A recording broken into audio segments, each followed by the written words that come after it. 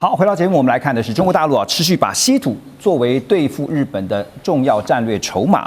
根據中國大陸海關總署的最新公布說今年5月份看到中國大陸出口日本的稀土磁鐵只有123噸，比起4月份大幅減少了34.6%，創下去年5月以來的新低，顯示中方呢從今年開始強化軍民兩用物資的項目出口管制之後呢，這個相關措施已經開始衝擊到對日本的供應。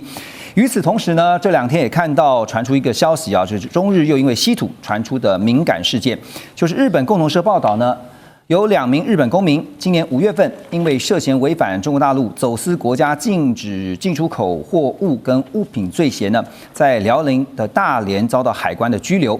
外界研判被逮捕的這2名日本人是疑似試圖攜帶正被加強出口管制的稀土相關物品從中國出境，引發了北京的強力執法。而這起事件也讓日本企業對於到中國大陸投資還有營商的相關風險再度提高了警戒。好，那中國大陸呢？我們知道它針對稀土還有關鍵的礦產其實已經祭出了，包括之前我們曾經聊的像是鎢還有像是鉬。可是我特別幫大家整理了一個資料，除了這2項關鍵金屬上面稀土元素就不用說了下面關鍵金屬除了鎢跟鉬以外呢，還有包括什麼呢？銻、鈷、鎵等等還有什麼鋰呀、鈦呀，都是。那重點就在這個地方，就是呢，中國大陸管制的稀土還有關鍵礦產超過20種，涵蓋高科技跟工業核心材料，它對日本的衝擊會影響到包括汽車產業、半導體跟電子面板，還有電池產業、航太工業、精密機械、工具機因為光是我們之前曾經提過的鎢跟鉬呢，就是工具機用來作為這個就是生產製造非常重要的這個刀具。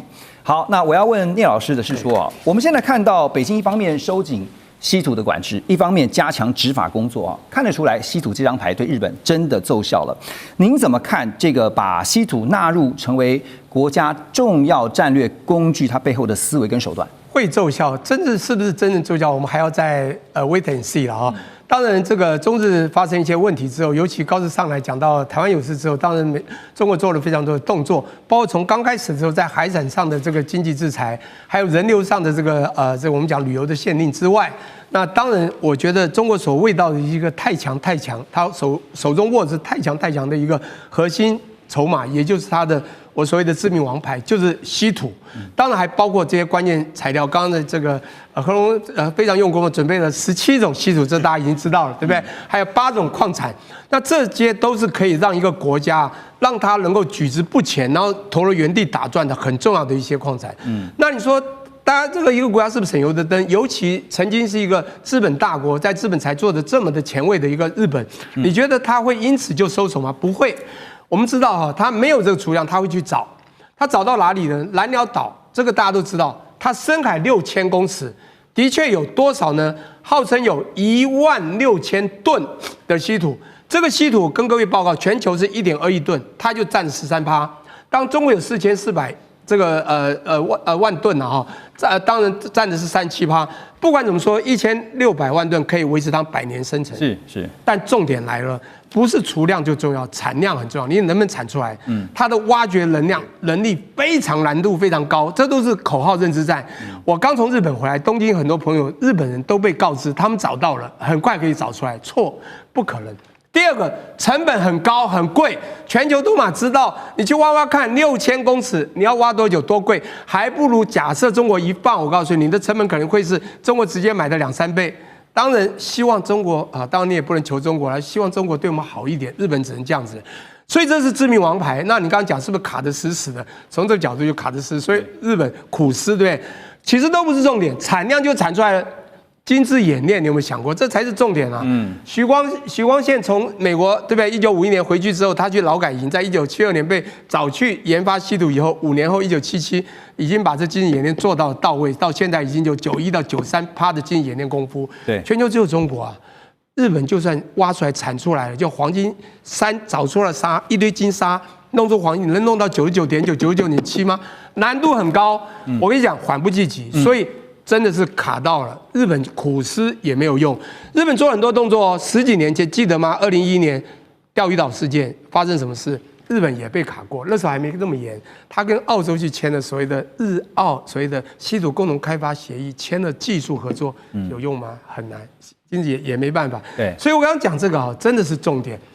這個王牌中國握在手裡，他還沒有說一定把對方打倒，只要對方看對方怎麼做，他就有辦法做下一招，讓對方真的起不來。是老師講到一個重點哈，正好呼應了這個圖上面的，就是說，其實這張圖呢，簡單來講。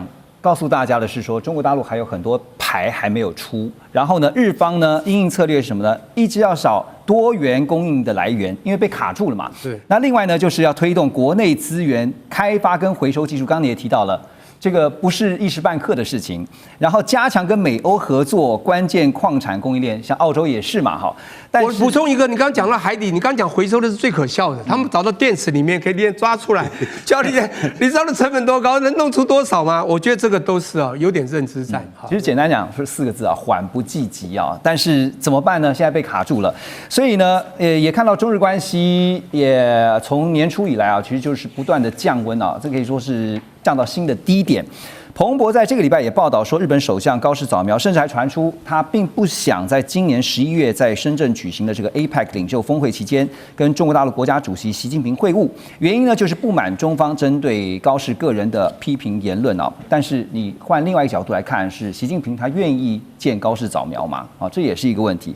好，但是呢，日本駐中大使呢金山憲治啊，在接受共同社的專訪時，他則表示，他說領袖會談對於改變雙邊關係具有重要意義，所以仍然將繼續的努力促成 APEC 期間的中日領袖會晤。那麼現在在美中戰略競爭持續這個升高，經濟安全議題又凌駕在經貿合作的這個時候啊，現在大家也在看是中日雙方的關係到底什麼時候有可能回溫。那麼關係現在降到了新低點啊，但是有一句話嘛，就是沒有最低，只有更低啊，是這樣嗎？就是中日關係接下來一直到年底前都沒有機會回暖了嗎？當然有啦，那個高市下台就回暖了，這是唯一的辦法嗎？對啊，高市現在日本這個國內在傳聞，自民黨受到這個日本的產業界極大壓力，還有他們這些一些元老的派閥，他們正在想要看怎麼解決這個問題，而且高市事實上的話，作為越來越爭議嘛，他自己很多醜聞也出來了哈，所以有一個傳聞就是說，很可能就是說麻生啊，還有這些這個岸田文雄啊，他們這些實力派啊，透過派閥的情況，可能就把在黨內的話，把這個自民黨這個主席從這個高市早苗頭上拿下來。現在傳聞是這個林芳正，林芳正，他基本上他是比較溫和派啊。現在日本走這個極右，對，還有軍國主義路線啊，新進軍國主義路線，未蒙其利先受其害。最主要受到傷害的就是日本的產業界。現在這個幾家公司現在都有問題啦，這個信越化學。然後做這個六氟化鎢的幾家日本的大企業，甚至日本的三菱都現在產線都出了問題。那日本方面產經界是非常慌張啊，所以他們已經派了好幾個高級代表團去北京，基本上都沒有被見，大陸都不見，可見這個事情是很嚴重。那日本的經濟狀況，如果在稀土問題不能解決，如果持續到年底的話，日本有這個研究機構的預測是大概125萬個工人要下崗。這個是很嚴重的。再加上日元的這個不斷的貶值啊，這個也造成日本的這個經濟國際收支上的一個大問題，因為所有進口價都變高了。所以我覺得就是說，現在可能就是說，真正面臨問題，倒不是中日關係，而是高市早苗對日本的政治來講，他要什麼時候讓他下台？他要先處理內部的。對，什麼講？現在就是說，已經就是說，有人要走溫和路線的。那你說中日關係如果說要能夠得到解決，日本一定要派一個比較溫和派的首相。這個極右的首相基本上對日本殺傷力太大了，無解的。無解的。所以事實上的話，日本也不是沒有這一些對中國大陸採取比較不反對、不反華的態度，比如說鳩山由紀夫、河野洋平、石破茂、二階俊博，那這些人過去在民粹主義之下都比較受到。可是問題就變成商業利益的跟經濟利益生存危機的時候，經濟生存受到威脅的時候，那不同主張的派他就有機會啊。對，所以我覺得現在可能還是麻生這些元老派正在想怎麼樣來解決這個日本的經濟的一個所謂的一個災難性的一個前景吧。大使提到了這個鳩山由紀夫啊，他是日本前首相哈。這個禮拜呢，我們也看到他在21屆的濟州論壇上面，他就認為說高市早苗應該立刻的糾正涉台錯誤言論，並且道歉，而且他也說高市呢，這個顯然違背了1972年的日中聯合聲明的精神啊。當然，不過在高市早苗這邊呢，他還是一樣，現在態度似乎還是很強硬。不過虽然看到他最近這個民調不斷的下降啊，但是立場目前還沒有什麼鬆動。而且他也提出了長達14年的國家投資計劃，他規劃呢到2041年要投入超過370兆日元。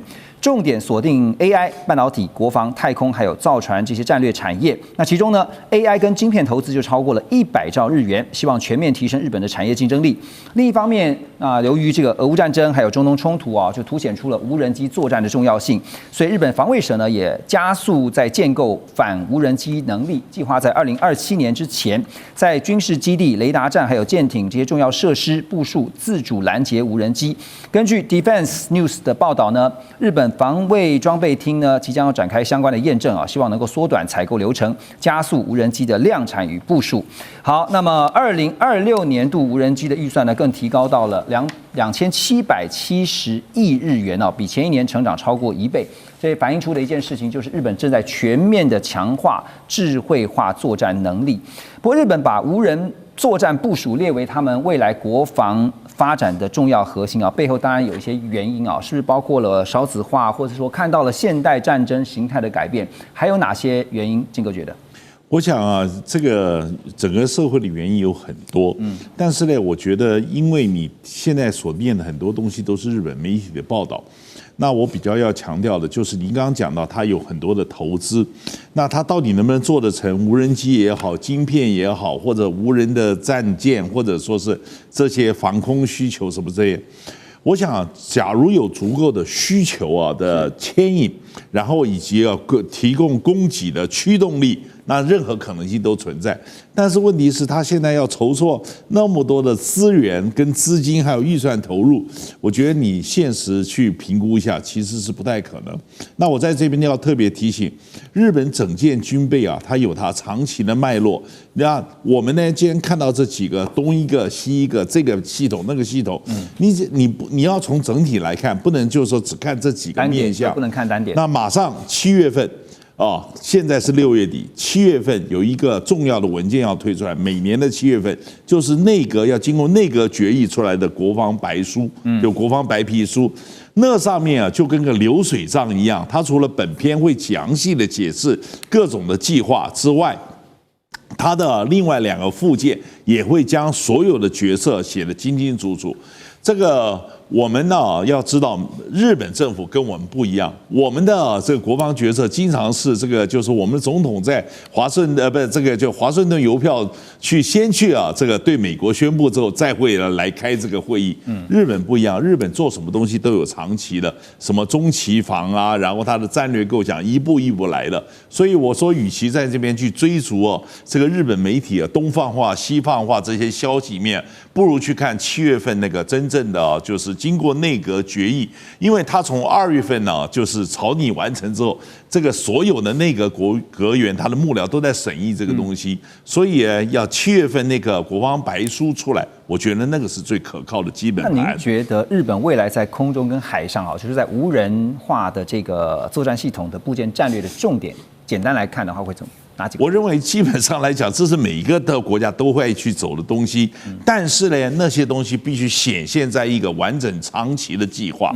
它不像我們現在很多了，在我們這個自己我們的體系之內，今天想到一個需求，明天想到一個需求，那都是跟着這個就是說消息面在走，都在炒新聞。日本不是這樣的國家，對，日本的每一個東西都有一步一步來的，所以我這就是為什麼強調，寧可去等7月份內閣決議的國防白書來看，不要跟着今天共同社發個消息，明天產經又來一個傳聞，那個都不可靠。OK， 等一下回到節目呢，我們要來看的就是現在大家都在比拼 AI 的算力啊，但是算力的根源其實是電力，中美兩強之間的電力比拼又是如何？馬上回來。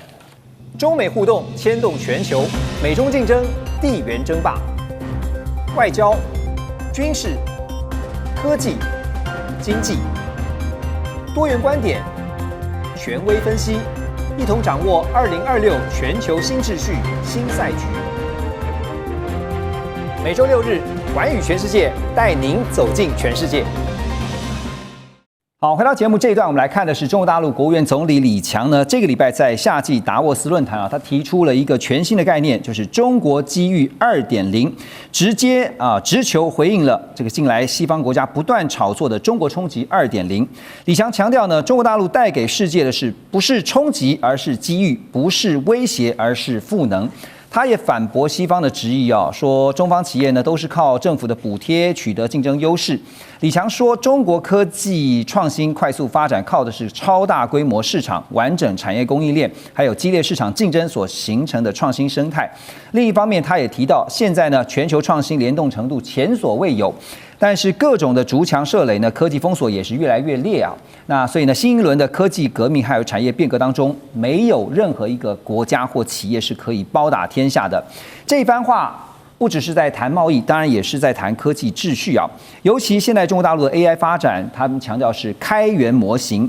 從 DeepSeek 之後呢，中國 AI 業者不斷的用低成本、高效率、開放式的技術路線挑戰美國封閉式、高成本還有高算力堆疊的模式。所以大使您看好这个李強特別在這一次的達沃斯，就夏季達沃斯論壇，他提出了中國機遇2.0，是在提醒以美國為首哈，包括現在連歐盟都是如此啊，因為最近歐洲也想要這個，特別是推出一個歐版的301來對付中國大陸哈。那對於這些西方國家，中國大陸要提醒的是不是說，中國以前從世界工廠到變成市場，到現在變成一個中國平台啊，所以在轉變的同時，西方必須也要跟着調整的思維是什麼呢？對，就變成就是說，其實 AI 到最後還是在商業市場做競爭了。對，最後的成敗，它不是走這種高大上，在少數人在使用。那你必須要得到廣大客戶，這個客戶基本上已經是跨國界的客戶了，因為大家都在網絡上，就直接就使用了啊。那所以在成本上是一個很大的考量。你的功能上接近的話，最後就是成本。對，我看過一個數字，那個 DeepSeek 的使用成本跟 ChatGPT 的使用成本差14倍。也就是說，你用這個 ChatGPT， 你要花比用 DeepSeek 貴14倍的價格。那這個就是我覺得就是說，從很多地方上來看，那美國感覺很恐懼的地方。那另外就是說，當然就是說，你能夠降低這個成本的話，有很多這個原因啦。你也不能都說中國大陸是政府在怎麼樣，在補貼或者用這個市場來壟斷哈。那其實最主要還是就是說，你的技術方面、科技方面的採取的路徑的不同。所以這個 DeepSeek 它不是靠大算力，它基本上現在已經走另闢蹊徑了。它的這個算法不同，用改變算法的方式降低對算力的需求。那其實在 AI 發展裡面，其實最燒錢的是算力，不是算法。算力的話，你現在去買一下，你去那個黃仁勳的這個 AI 晶片，哇，越來越貴啊。對，然後你的伺服器的價格，你使用這個 NVIDIA 的芯片的話，也是越來越貴。而且未來還有一個很貴啊 ，tokens 是非常貴，而且呢，因為它需要大量的電力，對，電力也越來越貴，所以就變成就是說，整個如果架構在美國的這個 AI 的算力基礎上的話，那你就是說你的競爭力會有問題。中國大陸我覺得就在整個這個AI 的這個算力的這個基本運作跟這個算法的基本運作之上它取得了一個怎麼降低成本的有效方法，對，它已經展現出來了。所以這個是我覺得將來兩種系統競爭很重要的一個決勝點。就不同的系統、不同的路徑啊，未來中美兩強比拼的就是 AI 啊，當然比拼的是除了算法以外，更重要的是算力。不過呢，包括馬斯克跟黃仁勳啊都提過啊，他說 AI 的盡頭是算力，但算力的盡頭是電力。那到今年5月底為止呢，中國大陸的全國發電裝機容量達到40.1億千瓦，年增是11%啊，超過美國、歐盟、印度、日本、俄羅斯發電裝機的總和，規模位居全球首位。中國不只是發電裝機總量大，那現在在水電、風電、光電、核電還有新能源這些領域呢，也都形成完整的布局。更重要的是呢，中國大陸有一套全國一盤棋的電力跟算力調度能力啊。比如說東數西算呢，就是把東部的龐大電力算力需求對接西部的能源跟土地資源。另外呢，大陸國家能源局也表示呢，新型的能源體系建設15規劃已經發布了。總體目標呢是到2030年初步建成清潔低碳、安全高效的新型能源體系。那風電還有包括太陽能發電裝置的比重會超過50%。好，而且還強調說，大陸西部未來不僅是呢要向外送電、送煤、送氣，還要外送產品，剛剛我們講 token 哈，要加力的來推進這個稀能稀用。對照中國大陸這邊，那我們來看美國這邊呢，當然也是受到了這個缺電的壓力啊。川普政府跟 AI 巨頭呢同步展開了行動，要來補足電力。像雪佛蘭呢就跟微軟簽署了20年的電力購買協議。那另外是美國能源部呢提供175億美元有條件貸款來協助採購核電關鍵零組件，加快新核電廠的建設。目標是在2030年前呢有10座大型核反應爐來興建。哈，這邊也有一個圖表幫大家整理來看哈，中美的算力跟電力，特別算力的盡頭是電力啊，電力大比拼。中國跟美國來看一下哈，在發電的部分呢，中國的強項是快速擴張，綠能領先；美國能源多元轉型加速哈，他們各自有各自的強項跟弱項。好，那送電的部分呢，中國大陸這邊是特高壓技術是領先的，跨區的調度很強。美國這邊呢，老舊電網不斷的想辦法升級。好，配電也是配電自動化，中國這邊那數位化的推進，美國這邊是分散式的電源興起。好，那廚電呢，這個廚電規模，中國大陸也是全球領先的有成本上，剛剛大師講到 cost 這個成本上的優勢。那美國這邊呢，只能靠技術創新或政策驅動。好，簡單來講，這個詳細的資訊重點是這個下面這部分。中國大陸的優勢呢，就是規劃集中、執行力強，然後呢，從這個基建的速度很快。美國的優勢則是呢，技術創新強，能源市場靈活。而這個美國挑戰呢，是說電網老化的問題要想辦法解決哈。那中國大陸這邊的挑戰則是呢，區域發展不均啊，部分地區的消納量的壓力比較大，所以呢才會想到東西區的這個互相的調度。好，那聶老師啊，我們說拼算力之前要先拼電力啊。剛才我們也提到了這個非常詳細的一個就是比較給大家看，您怎麼看？就是說在整體的電力戰略規劃上，中美兩強各自的盤算。好，我們剛剛私下講到一個叫 token， 所有懂 AI 的、懂科技都知道 token。其實算力跟 token 是非常有關係的。我們任何一個，你不管經過哪一種生成式 AI， 你只要去一個 input 一個 output， 每個資源就是一個 token。它的 token 每一個都要經過計算，那就是算力。你知道現在是量體之大，不管大人小孩，小孩甚至把它當成玩具，它的 token 不斷的需要後面繼續算，那需要非常大的電力來支撐。台灣現在最大的瓶頸就是未來電力嘛。當你台積電新的廠出現之後，我跟你講，台灣電力真的會不夠。好，那我們看一下我們的對岸中國哈，你自己想一下，我們剛剛講了幾個，你剛剛提到幾個東西很重要啊。